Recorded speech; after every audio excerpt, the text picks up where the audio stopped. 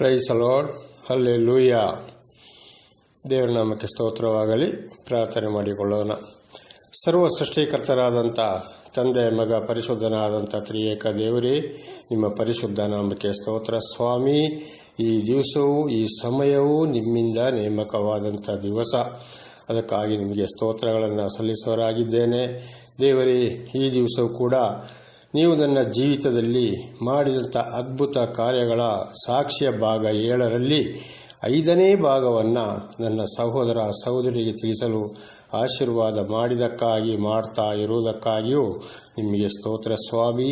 ಈ ಭಾಗವು ಕೂಡ ದೇವರಿಂದಲೇ ರಕ್ಷಣೆ ಹೊರತು ಇನ್ನು ಯಾರಿಂದಲೂ ನಮಗೆ ರಕ್ಷಣೆ ಇಲ್ಲ ಎಂಬ ವಿಷಯದಾಗಿ, ಹಾಗೂ ಇದನ್ನು ಕೇಳಿದಂಥ ಕೇಳುವಂಥ ನನ್ನ ಸಹೋದರ ಸಹೋದರಿಯನ್ನು ಕೂಡ ಹೇರಳವಾಗಿ ಶಾಂತಿ ಸಮಾಧಾನದಿಂದ ಯಾವುದೇ ಗಲಿಬಿಲಿ ಇಲ್ಲದೆ ಕೇಳುವಂತೆ ಅವರಲ್ಲಿ ಕೂಡ ಆಶೀರ್ವದಿಸಿರಿ.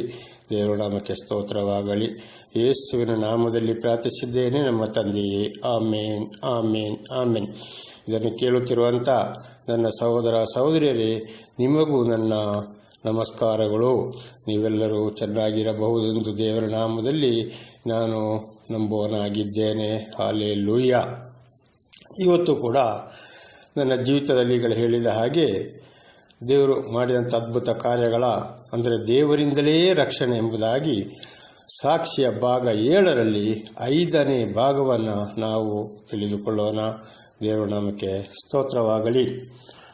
ಮೊಟ್ಟ ಮೊದಲಾಗಿ ತೀತನಿಗೆ 2ನೇ ಅಧ್ಯಾಯ 14ನೇ ವಚನ. ತೀತನಿಗೆ 2ನೇ ಅಧ್ಯಾಯ 14ನೇ ವಚನ. ಆತನು ನಮ್ಮನ್ನು ಸಕಲ ಅಧರ್ಮದಿಂದ ವಿಮೋಚಿಸುವುದಕ್ಕೂ ಸತ್ಕ್ರಿಯೆಗಳಲ್ಲಿ ಆಸಕ್ತರಾದ ಸ್ವಕೀಯ ಜನರನ್ನು ತನಗಾಗಿ ಪರಿಶುದ್ಧ ಮಾಡುವುದಕ್ಕೂ ನಮಗೋಸ್ಕರ ತನ್ನನ್ನು ಒಪ್ಪಿಸಿಕೊಟ್ಟನು. ದೇವರ ನಾಮಕ್ಕೆ ಸ್ತೋತ್ರವಾಗಲಿ. ನನ್ನ ಸಹೋದರ ಸಹೋದರಿ ವಚನವನ್ನು ನೋಡಿದಾಗ ಸರ್ವ ಸೃಷ್ಟಿಕರ್ತರಾದಂಥ ವಾಣಿಯಾದಂಥ ದೇವರು ನಮ್ಮ ಅನೇಕ ಪಾಪಗಳನ್ನು ಬಿಡುಗಡೆ ಮಾಡುವುದಕ್ಕಾಗಿ ಮನುಷ್ಯನ ಅವತಾರವೆತ್ತಿ ಬಂದು ಈ ಭೂಲೋಕದಲ್ಲಿ ರಕ್ತವನ್ನು ಸುರಿಸಿದ. ಬಳಿ ಅರ್ಪಣೆಗಾಗಿ ಒಂದು ಯಜ್ಞದ ಕುರಿಮರಿಯಾಗಿ ನಮ್ಮೆಲ್ಲರ ಇಡೀ ಲೋಕದ ಮೇಲೆ ಪ್ರೀತಿಯನ್ನಿಟ್ಟು ತನ್ನನ್ನೇ ಒಪ್ಪಿಸಿಕೊಟ್ಟನು. ದೇವರ ನಾಮಕ್ಕೆ ಸ್ತೋತ್ರವಾಗಲಿ. ಹೀಗೆ ಇವತ್ತಿನವರೆಗೂ ನಾವು ನೋಡುವಾಗ ಲೋಕದ ಪಾಪಗಳಿಗಾಗಿ ತನ್ನನ್ನು ತಾನೇ ಒಪ್ಪಿಸಿಕೊಟ್ಟು ರಕ್ತವನ್ನು ಸುರಿಸಿ ಲೋಕದ ಪಾಪಗಳನ್ನು ಪರಿಹಾರ ಮಾಡುವಂಥ ಯಾವುದಾದರೂ ದೇವರ ಬಗ್ಗೆ ನಾವು ತಿಳಿದಿದ್ದೇವೆಯೇ? ಖಂಡಿತವಾಗಿಯೂ ಇಲ್ಲ ನನ್ನ ಸಹೋದರ ಸಹೋದರಿಯರೇ. ಅದೇ ದೇವರು ಸರ್ವ ಸೃಷ್ಟಿ ಮಾಡಿದಂತಹ ದೇವರು, ಪರಿಶುದ್ಧರಾದಂಥ ದೇವರು, ವಾಣಿಯಾದಂಥ ದೇವರು ಇವತ್ತು ನಮಗಾಗಿ ತನ್ನನ್ನು ತಾನೇ ಒಪ್ಪಿಸಿಕೊಟ್ಟು ರಕ್ತವನ್ನು ಸುರಿಸಿದ. ಲೋಕದ ಮೇಲೆ ಎಷ್ಟೋ ಪ್ರೀತಿಯನ್ನಿಟ್ಟು ಯಾರೊಬ್ಬರೂ ನಾಶವಾಗಬಾರದೆಂಬುದಾಗಿ ದೇವರ ನಾಮಕ್ಕೆ ಸ್ತೋತ್ರವಾಗಲಿ. ಅದೇ ಒಂದು ಪ್ರೀತಿಯಿಂದ ಇವತ್ತು ನಮಗೂ ರಕ್ಷಣೆಯಾಯಿತು. ಅದೇ ದೇವರಿಂದ ರಕ್ಷಣೆ ಹೊರತು ಯಾರಿಂದಲೂ ನಮಗೆ ರಕ್ಷಣೆ ಇಲ್ಲ. ದೇವರ ನಾಮಕ್ಕೆ ಸ್ತೋತ್ರವಾಗಲಿ. ಮುಂದೆ ಎಫೆಸ್ಯರಿಗೆ 1ನೇ ಅಧ್ಯಾಯ 5 ಮತ್ತು 6ನೇ ವಚನ. ಎಫೆಸ್ಯರಿಗೆ 1ನೇ ಅಧ್ಯಾಯ 5 ಮತ್ತು 6ನೇ ವಚನ. ಆತನು ತನ್ನ ಕೃಪೆಯನ್ನು ಪ್ರಖ್ಯಾತಿಗೆ ತರಬೇಕೆಂದು ನಮ್ಮನ್ನು ಯೇಸು ಕ್ರಿಸ್ತನ ಮೂಲಕ ತನ್ನ ಪುತ್ರರನ್ನಾಗಿ ಸ್ವೀಕರಿಸುವುದಕ್ಕೆ ದಯಾಪೂರ್ವಕವಾದ ತನ್ನ ಚಿತ್ತಾನುಸಾರವಾಗಿ ಮೊದಲೇ ಸಂಕಲ್ಪ ಮಾಡಿದನು. ಈ ಕೃಪಾದಾನವು ಆತನ ಪ್ರೀತಿಯಲ್ಲಿ ನಮಗೆ ದೊರೆಯಿತು. ದೇವರ ನಾಮಕ್ಕೆ ಸ್ತೋತ್ರವಾಗಲಿ. ಆದಾಮನು ಮಾಡಿದಂಥ ಪಾಪಕ್ಕಾಗಿ ಅದೇ ವಂಶದವರು ಭೂಲೋಕದಲ್ಲಿ ಅನೇಕ ಪಾಪಗಳನ್ನು ಮಾಡಿಕೊಂಡು ಬಂದಾಗ, ಇಡೀ ಲೋಕವು ಪಾಪಕ್ಕೆ ಗುರಿಯಾದಾಗ, ಅನೇಕರು ನಾಶವಾಗುವಂಥ ಈ ಪಾಪದಿಂದ ಆ ಸಂದರ್ಭ ಬಂದಾಗ ತಂದೆಯಾದ ದೇವರು ಆಗಲೇ ಬೇಸರಪಟ್ಟುಕೊಂಡು ನಮ್ಮ ಬಗ್ಗೆ ದುಃಖಪಟ್ಟುಕೊಂಡು, ದೇವರೇ ಇವರು ನಾಶವಾಗಿ ಹೋಗ್ತಾರಲ್ಲಪ್ಪ, ಇಡೀ ಲೋಕವೇ ನಾಶವಾಗ್ತಲ್ಲಪ್ಪ ಈ ಪಾಪದಿಂದ ಎಂಬುದಾಗಿ ಅರಿತುಕೊಂಡು ಆಗಲೇ ತನ್ನ ಒಬ್ಬನೇ ಒಬ್ಬ ಮಗನನ್ನು ಭೂಲೋಕಕ್ಕೆ ಕಳುಹಿಸಿ ಆ ಪರಿಶುದ್ಧ ರಕ್ತದಿಂದ ಇಡೀ ಲೋಕದ ಪಾಪವನ್ನು ಪರಿಹಾರ ಮಾಡಬೇಕೆಂಬುದಾಗಿ ಬಹಳ ಸಮಯದಿಂದ ಹಿಂದಲೇ ಒಂದು ಸಂಕಲ್ಪವನ್ನು ಮಾಡಿದ್ದರು ತಂದೆಯಾದ ದೇವರೆಂಬುದಾಗಿ ನಾವು ಈ ವಚನದ ಮೂಲಕ ತಿಳಿದುಕೊಂಡಿದ್ದೇವೆ. ಇದು ತಂದೆಯಾದ ದೇವರು ನಮ್ಮ ಮೇಲೆ ಇಟ್ಟಿರುವ ಒಂದು ಪ್ರೀತಿಯಾಗಿದೆ. ದೇವರ ನಾಮಕ್ಕೆ ಸ್ತೋತ್ರವಾಗಲಿ. ಅದೇ ಒಂದು ಸಂಕಲ್ಪದ ಮೇರೆಗೆ ಯೇಸು ಕ್ರಿಸ್ತರ ಯಜ್ಞದ ಮೂಲಕ, ಆ ರಕ್ತದ ಮೂಲಕ ಇವತ್ತು ನಮಗೆ ನಮ್ಮ ಪಾಪಗಳು ಪರಿಹಾರ ಮತ್ತು ಲೋಕದ ಪಾಪಗಳು ಪರಿಹಾರವಾಗ್ತಾ ಇರುವುದು ಕೂಡ ಈ ತಂದೆಯಾದ ದೇವರ ಒಂದೇ ಒಂದು ಪ್ರೀತಿಯಿಂದ ಇವತ್ತು ನಮ್ಮನ್ನು ಕ್ರಿಸ್ತನ ಮೂಲಕ ಈ ಪಾಪದಿಂದ ಬಿಡಿಸುವವರು ಆಗಿದ್ದಾರೆ. ಲೋಕದ ಪಾಪಗಳು ಕೂಡ ಕ್ರಿಸ್ತನ ಮೂಲಕವೇ ಪಾಪ ಪರಿಹಾರ ಹೊರತು ಇನ್ನು ಯಾರ ಮೂಲಕವೂ ಪಾಪ ಪರಿಹಾರ ಇಲ್ಲ. ಇದು ತಂದೆಯಾದ ದೇವರ ಒಂದು ಮಹಾ ದೊಡ್ಡ ಉಡುಗೊರೆಯಾಗಿದೆ, ನಮಗೆ ಬಹಳ ದೊಡ್ಡ ಒಂದು ಪ್ರೀತಿಯಾಗಿದೆ. ದೇವರ ನಾಮಕ್ಕೆ ಸ್ತೋತ್ರವಾಗಲಿ. ಈ ಕೃಪಾದಾನವು ಆತನ ಪ್ರಿಯನಲ್ಲಿಯೇ ನಮಗೆ ದೊರೆಯಿತು. ತಂದೆಯಾದ ದೇವರ ಆ ಒಂದು ಪ್ರೀತಿ ಯೇಸು ಕ್ರಿಸ್ತನ ಮೂಲಕ ನಮಗೆ ದೊರೆಯಿತು. ತಂದೆಯಾದ ದೇವರು ಸಂಕಲ್ಪವನ್ನು ಮಾಡದ ಹೋಗಿದ್ದರೆ, ಯೇಸು ಕ್ರಿಸ್ತನನ್ನು ಭೂಲೋಕಕ್ಕೆ ಕಳಿಸಿಕೊಟ್ಟು ಈ ಒಂದು ಯಜ್ಞವಾಗದ ಹೋಗಿದ್ದರೆ, ಈ ರಕ್ತವು ಸುರಿಸದಿದ್ದರೆ ಖಂಡಿತವಾಗಿ ಇವತ್ತು ಇಡೀ ಲೋಕದ ಪಾಪಗಳು ಪರಿಹಾರವಾಗುತ್ತಿರಲಿಲ್ಲ. ನಮಗೂ ಮರಣದಿಂದ ಬಿಡುಗಡೆಯಾಗಲು ಸಾಧ್ಯವಾಗುತ್ತಿರಲಿಲ್ಲ. ದೇವರ ನಾಮಕ್ಕೆ ಸ್ತೋತ್ರವಾಗಲಿ. ಆ ತಂದೆಯಾದ ದೇವರು ಯಾರು, ಮಗನಾದ ದೇವರು ಯಾರು, ಪರಿಶುದ್ಧಾತ್ಮರು ಯಾರು, ಸರ್ವಸೃಷ್ಟಿಕರ್ತನು ಯಾರು, ಯಾಕೆ ಲೋಕಕ್ಕೆ ಹಾಗೂ ನಮಗಿಂತ ಕಷ್ಟ ಸಂಕಟ ದುಃಖಗಳು ಬರಲು ಕಾರಣವೇನೆಂಬುದಾಗಿ ಈ ತಂದೆಯಾದ ದೇವರ ಒಂದು ಪ್ರೀತಿ ಇಲ್ಲದ ಹೋಗಿದ್ದರೆ, ಯೇಸು ಕ್ರಿಸ್ತನನ್ನು ಕಳಿಸದೆ ಹೋಗಿದ್ದರೆ, ಅವರ ಮೂಲಕ ನಮಗೆ ರಕ್ಷಣೆ ಕೊಡದೆ ಹೋಗಿದ್ದರೆ ಖಂಡಿತವಾಗಿಯೂ ಇವತ್ತು ನಾವು ಬದುಕಿ ಉಳಿಯಲು ಸಾಧ್ಯವಾಗುತ್ತಿರಲಿಲ್ಲ. ಪಾಪದಿಂದ ಬಿಡುಗಡೆ ಆಗಲು ಸಾಧ್ಯವಾಗುತ್ತಿರಲಿಲ್ಲ. ಇದು ತಂದೆಯಾದ ದೇವರು ಯೇಸು ಕ್ರಿಸ್ತನ ಮೂಲಕ ನಮಗೆ ಕೊಟ್ಟಂಥ ಒಂದು ಉಡುಗೊರೆಯಾಗಿದೆ. ದೇವರ ನಾಮಕ್ಕೆ ಸ್ತೋತ್ರವಾಗಲಿ. ಈತನು ನಮಗೋಸ್ಕರವೇ ಈ ರೀತಿ ಬಲಿಯಾಗಬೇಕಾಯಿತು. ಹಲ್ಲೆಲೂಯಾ. ಹಾಗೆ ಯೇಸು ಕ್ರಿಸ್ತನ ಮೂಲಕವೇ ನಮಗೆ ರಕ್ಷಣೆ ಹೊರತು ಇನ್ನು ಯಾರ ಮೂಲಕವೂ ನಮಗೆ ರಕ್ಷಣೆ ಇಲ್ಲ. ದೇವರ ನಾಮಕ್ಕೆ ಸ್ತೋತ್ರವಾಗಲಿ. ಮುಂದಿನ ವಚನಕ್ಕೆ ಹೋಗೋಣ. ಯೆಹೆಜ್ಕೇಲ 37ನೇ ಅಧ್ಯಾಯ 12ನೇ ವಚನ. ಯೆಹೆಜ್ಕೇಲ 37ನೇ ಅಧ್ಯಾಯ 12ನೇ ವಚನ. ಆದ ಕಾರಣ ನೀನು ಈ ದೈವೋಕ್ತಿಯನ್ನು ಅವರಿಗೆ ನುಡಿ, ಕರ್ತನಾದ ಯೆಹೋವನು ಇಂತೆನ್ನುತ್ತಾನೆ, ನನ್ನ ಜನರೇ ನೋಡಿರಿ, ನಾನು ನಿಮ್ಮ ಗೋರಿಗಳನ್ನು ತೆರೆದು ಅವುಗಳೊಳಗಿಂದ ನಿಮ್ಮನ್ನು ಎಬ್ಬಿಸಿ ಇಸ್ರೇಲ್ ದೇಶಕ್ಕೆ ಸೇರ ಮಾಡುವೆನು. ದೇವರ ನಾಮಕ್ಕೆ ಸ್ತೋತ್ರವಾಗಲಿ. ಹಲ್ಲೆಲೂಯಾ.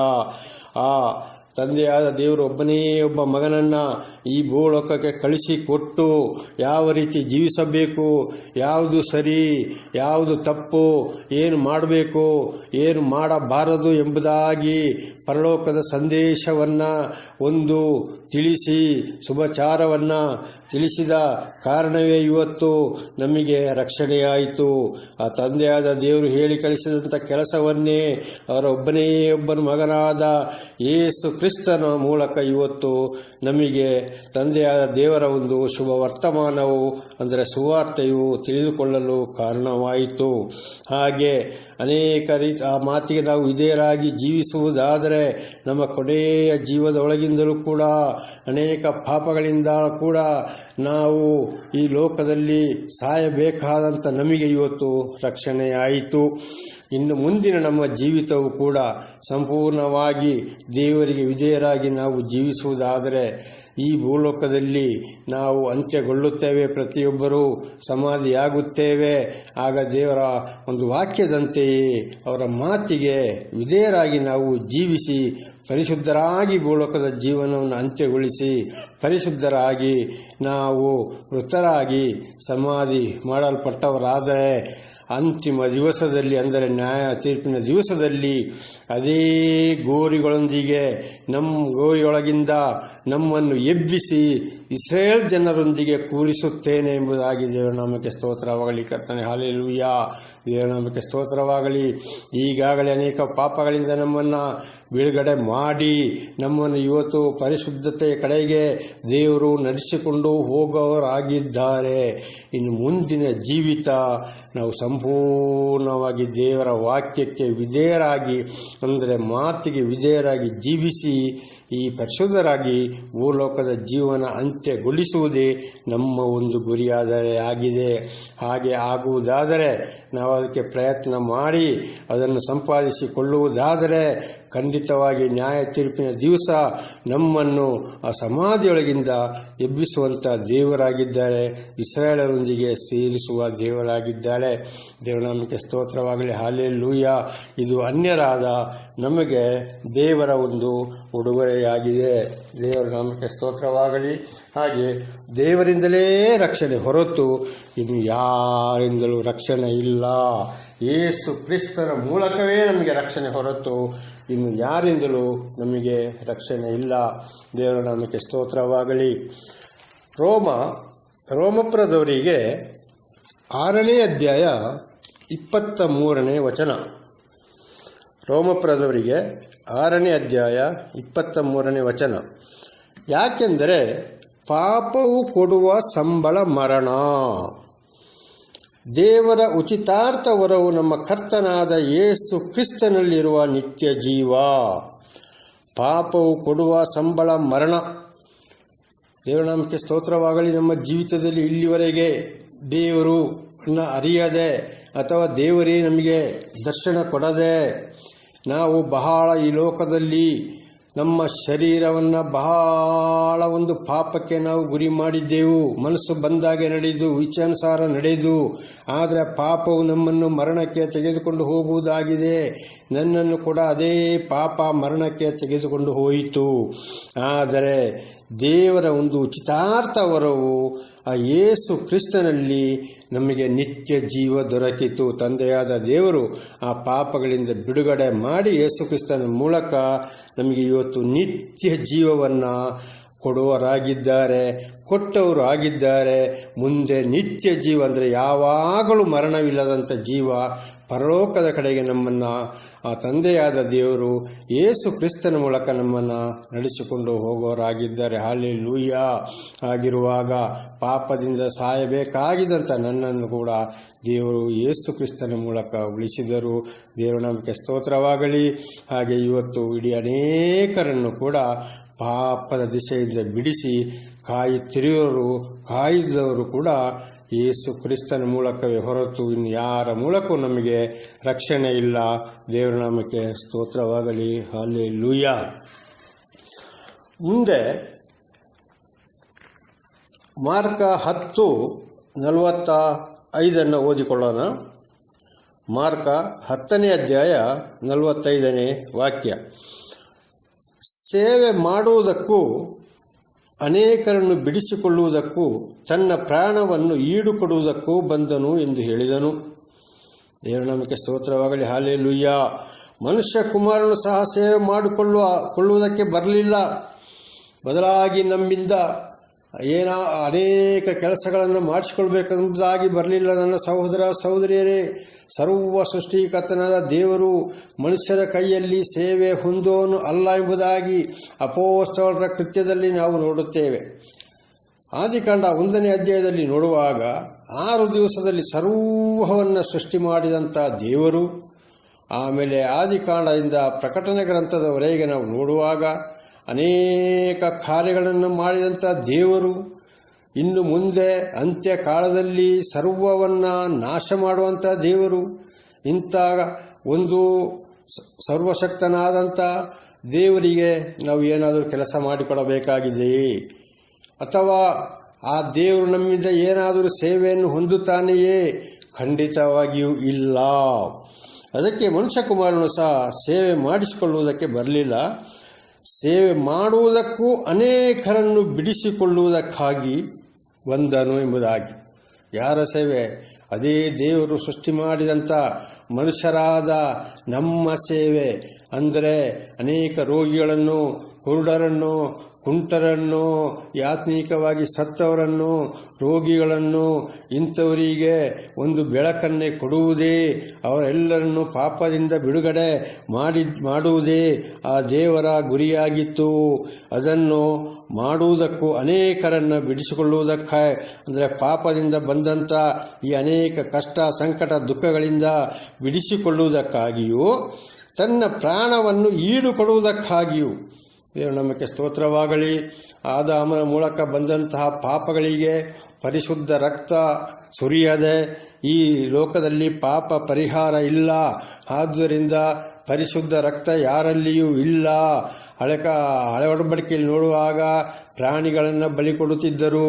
ಅದು ದೇವರಿಗೆ ಇಷ್ಟವಾಗದೆ ತನ್ನ ಒಬ್ಬನೇ ಮಗನನ್ನು ಭೂಲೋಕಕ್ಕೆ ಕಳಿಸಿಕೊಟ್ಟು ಒಂದೇ ಸಲ ಪರಿಶುದ್ಧನಾದಂಥ ಆ ದೇವರ ಮಗನಾದ ರಕ್ತವನ್ನು ಸುರಿಯುವುದಕ್ಕಾಗಿ ಕಳಿಸಿಕೊಟ್ಟು ಯೇಸು ಕ್ರಿಸ್ತನು ಬಂದು ಈ ರಕ್ತವನ್ನು ಸುರಿಸಿದ್ದರಿಂದ ನಮಗೆ ಪಾಪದಿಂದ ಬಿಡುಗಡೆಯಾಯಿತು.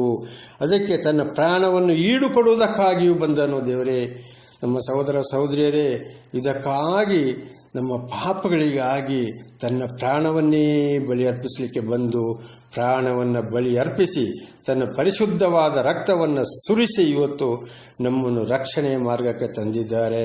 ಅನೇಕ ನಾವು ಮಾಡಿದಂಥ ಪಾಪಗಳು ದೇಹದ ಮೂಲಕ ದೇವರೇ ಇವತ್ತು ಅದೇ ಒಂದು ರಕ್ತದಿಂದ ನಮಗೆ ಬಿಡುಗಡೆ.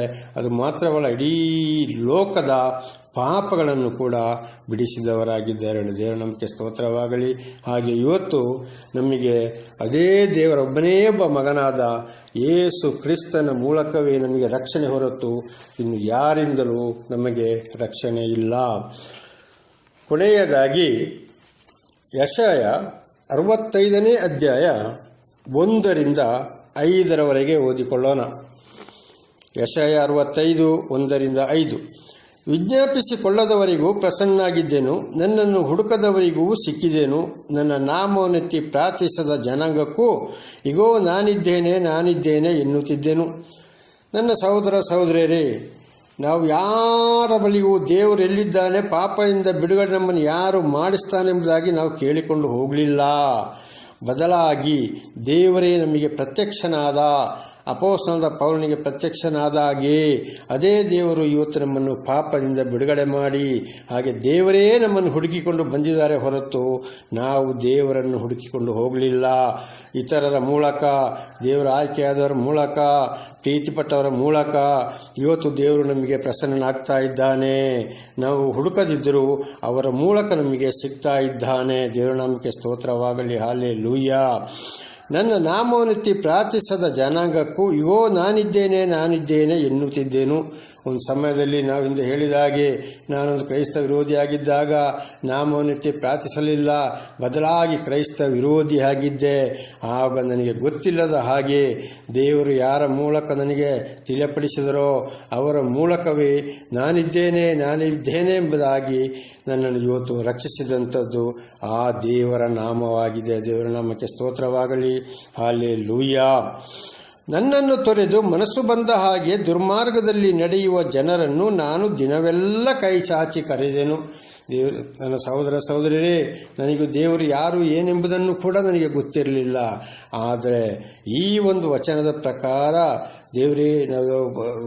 ದೇವರನ್ನು ತೊರೆದು ಮನಸ್ಸಿಗೆ ಯಾವ ರೀತಿಯೆಲ್ಲ ಬಂತು ಅದೇ ರೀತಿ ನಡೆದಾಗ ನನ್ನನ್ನು ಪ್ರತಿ ದಿವಸ ಕೈ ಚಾಚಿ ಕರೆದ ದೇವರಾಗಿದ್ದಾರೆ ಎಂಬುದಾಗಿ ನನಗೆ ಇತ್ತೀಚೆಗೆ ಅರಿವು. ಈಗಲೂ ಕೂಡ ಅದನ್ನು ನಾನು ಬಹಳ ಒಂದು ಯೋಚನೆ ಮಾಡುವವನಾಗಿದ್ದೇನೆ, ತಿಳಿದುಕೊಳ್ಳುವವನಾಗಿದ್ದೇನೆ. ಅವತ್ತು ದೇವರನ್ನು ಅರಿಯಾದ ಕಾಲದಲ್ಲಿ, ದೇವರು ಯಾರೆಂಬುದೇ ಗೊತ್ತಿಲ್ಲದ ಕಾಲದಲ್ಲಿ ನನ್ನ ಹುಡುಕಿಕೊಂಡು ಬಂದಂಥ ದೇವರೇ, ಪ್ರಸನ್ನನಾದಂಥ ದೇವರೇ, ನಾನು ಅನೇಕ ಪಾಪಗಳಿಂದ ಮಣ್ಣಿಗೆ ಮಣ್ಣಾಗಿ ಹೋಗುವಂಥದ್ದು ನನ್ನನ್ನು ದೇವರು ದಿನವೆಲ್ಲ ಕೈಚಾಚಿ ಕರೆದು ಇವತ್ತು ನನಗೆ ರಕ್ಷಣೆ ಕೊಟ್ಟಿದ್ದಾರೆ, ಮರಣದಿಂದ ಎಬ್ಬಿಸಿದ್ದಾರೆ, ಅನೇಕ ಪಾಪಗಳಿಂದ ಬಿಡುಗಡೆ ಮಾಡಿದ್ದಾರೆ. ಈ ದೇವರ ನಾಮಕ್ಕೆ ಸ್ತೋತ್ರವಾಗಲಿ. ಈ ಜನರು ವನಗಳಲ್ಲಿ ಯಜ್ಞ ಮಾಡುತ್ತಾ, ಇಟ್ಟಿಗೆ ಮೇಲೆ ಧೂಪಾರತಿ ಹಾಕುತ್ತಾ, ಗೋರಿಗಳಲ್ಲಿ ಕೂತುಕೊಳ್ಳುತ್ತಾ, ಗುಪ್ತ ಸ್ಥಳಗಳಲ್ಲಿ ರಾತ್ರಿ ಕಳೆಯುತ್ತಾ, ಹಂದಿಯ ಬಾಡನ್ನು ತಿನ್ನುತ್ತಾ, ಅಸಹ್ಯ ಪದಾರ್ಥಗಳ ಸಾರನ್ನು ತಮ್ಮ ಗಂಗಳಗಳಲ್ಲಿ ಬಡಿಸಿಕೊಳ್ಳುತ್ತಾ, ಅಲ್ಲಿ ನಿಂತಿರು, ಹತ್ತಿರ ಬರಬೇಡ, ನಾನು ಮಡಿವಂತನು, ನೀನು ಸೇರತಕ್ಕವನಲ್ಲ ಎನ್ನುತ್ತಾ, ಅಂತೂ ಪ್ರತಿನಿತ್ಯವೂ ಮುಖದೆದುರಿಗೆ ನನ್ನನ್ನು ಕೆಣಕುತ್ತಾ, ನನ್ನ ಮೂಗಿಗೆ ದಿನವೆಲ್ಲ ಉರಿಯುವ ಬೆಂಕಿಯ ಹೊಗೆಯಾಗಿದ್ದಾರೆ ಎಂಬುದಾಗಿ. ದೇವರು ನಮಗೆ ಸ್ತೋತ್ರವಾಗಲಿ. ಈ ವಚನದ ಪ್ರಕಾರ ಹಿಂದೆ ಅನೇಕ ವಿಗ್ರಹಗಳಿಗೆ, ಮಾಯಾ ಮಂತ್ರಗಳ ಬಳಿಗೆ ಹೋಗಿ ಧೂಪ ಹಾಕುತ್ತಾ, ಅವುಗಳಿಗೆ ಅಡ್ಡ ಬೀಳುತ್ತಾ, ರಾತ್ರಿ ಹಗಲೆಲ್ಲ ಅಲ್ಲೇ ಕಳೆಯುತ್ತಾ, ಅದು ಮಾತ್ರವಲ್ಲ, ಹಂದಿಯನ್ನು ಬಲಿ ಕೊಡುತ್ತಾ, ಆ ಹಂದಿಯ ಮಾಂಸವನ್ನು ತಿನ್ನುತ್ತಾ, ಆ ಸಾರುಗಳನ್ನು ಕುಡಿಯುತ್ತಾ, ಬೇರೆಯವರಿಗೆ ನಾನು ಇಂಥವನಪ್ಪ, ನೀನು ಈ ಜಾತಿಯವನು, ನನ್ನ ಹತ್ತಿರ ಬರಬೇಡ, ನೀನು ದೂರ ಇರಬೇಕು, ನಾವು ಮಡಿವಂತರು, ನಮ್ಮ ಹತ್ತಿರ ನೀವು ಬರಬಾರ್ದು, ನಿಮ್ಮ ಹತ್ತಿರ ನಾವು ಬರುವಾಗಿಲ್ಲ, ನಾವು ನಿಮ್ಮನ್ನು ಸೇರಿಸಿಕೊಳ್ಳುವುದಿಲ್ಲ ಅಂಥೇಳಿ ಪ್ರತಿನಿತ್ಯವೂ ಈ ರೀತಿ ಜಾತಿ ಮತ ಭೇದ ತಂದವನು ನಾನಾಗಿದ್ದೇನೆ ನನ್ನ ಸಹೋದರ ಸಹೋದರಿಯರಿಗೆ. ಆದರೆ ಇದರಿಂದಲೂ ನಾನು ಬಹಳ ಒಂದು ಪಾಪವನ್ನು ಮಾಡಿದಂಥ ಮನುಷ್ಯನು. ಅಂಥ ಪಾಪಿಯನ್ನು ಇವತ್ತು ದೇವರೇ ನನಗೆ ಪ್ರಸನ್ನನಾಗಿ ನನ್ನನ್ನು ಹುಡುಕಿಕೊಂಡು ಬಂದು 1995ರಿಂದ ಈ ಕಡೆಗೆ ನನ್ನನ್ನು ದಿನವೆಲ್ಲ ಕೈಚಾಚಿ ಕರೆದು ನನ್ನನ್ನು ಮರಣದಿಂದ ಎಬ್ಬಿಸಿದಂಥ ದೇವರೇ ಈ ಯೇಸು ಕ್ರಿಸ್ತರಾಗಿದ್ದಾರೆ. ದೇವರ ನಾಮಕ್ಕೆ ಸ್ತೋತ್ರವಾಗಲಿ. ಹಲ್ಲೆಲೂಯಾ.